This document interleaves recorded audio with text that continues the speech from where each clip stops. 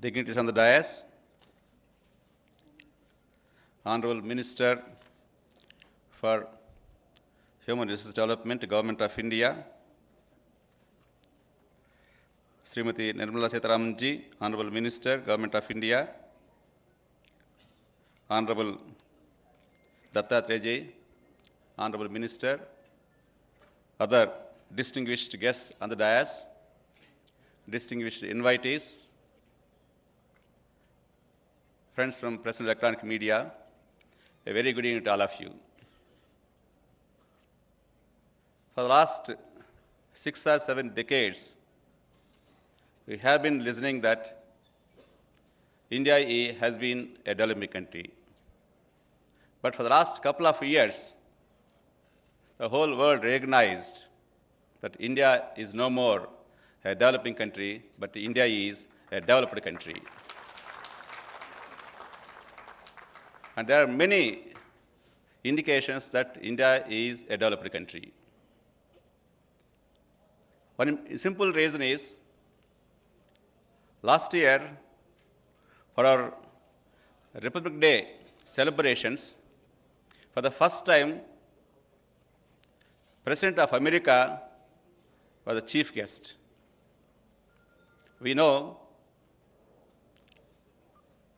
President of America visited India not out of love and affection to his country. He has his own agenda. He came here to request the Prime Minister of India to implement the 123 agreement, which was signed almost 7 to 8 years ago, but which has not been implemented.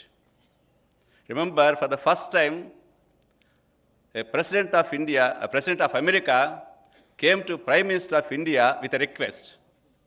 All these years, the President or Prime Minister of India has been going to different countries with requests. This is an indication that India is a developed country. And one of the requests was to train the nuclear scientists of America by the nuclear scientists of India. This shows that our nuclear scientists are second to none. And very recently, a couple of months ago, we have seen that our proud ISRO scientists put 104 satellites into space, which is a record in this globe. Never it happened before in any country. And out of 104 satellites, about 100 satellites are from foreign countries. And for the last several decades, India was requesting other countries to put our satellites into space, but now the foreign countries are in queue to put their satellites into space by India. This is the second sign that India is a developed country.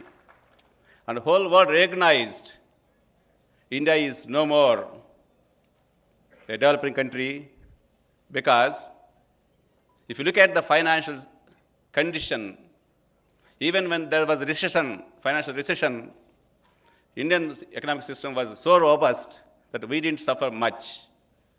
And if you go on listing the reasons, you find very many. And whole world recognized India has the most scientific way of life. India has glorious past in science. If you go to Vimana Shastra, whole world recognizes that the concept of Vimana was conceived by Indian seers and saints. And if you look at guided missiles, whole world now recognized that this has been the concept of the Indians. That's how, if you look at our glorious past, if you look at our scientific way of life, and one simple example for the most scientific way of life of India has been, we see in these days in TV, if somebody is cracking a nut, he says, ah. Then some heroine comes out of a statue and says, does your toothpaste have neem? Does your toothpaste have lime? Does your toothpaste have charcoal? Does your toothpaste have salt? But we know Indians have been using these things for the last several thousands of years. If you go to villages, even today, we use a neem twig to clean our tooth.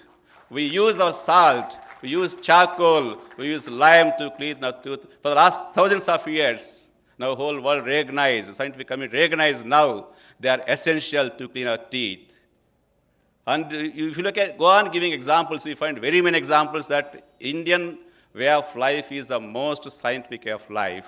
That's how, if you look at the glorious past, and if you look at the future of this country, now we proudly say India is a developed country, and India is going to be the superpower with the knowledge of humans and Indians. With this, I thank the organizers for giving this opportunity. Thank you very much.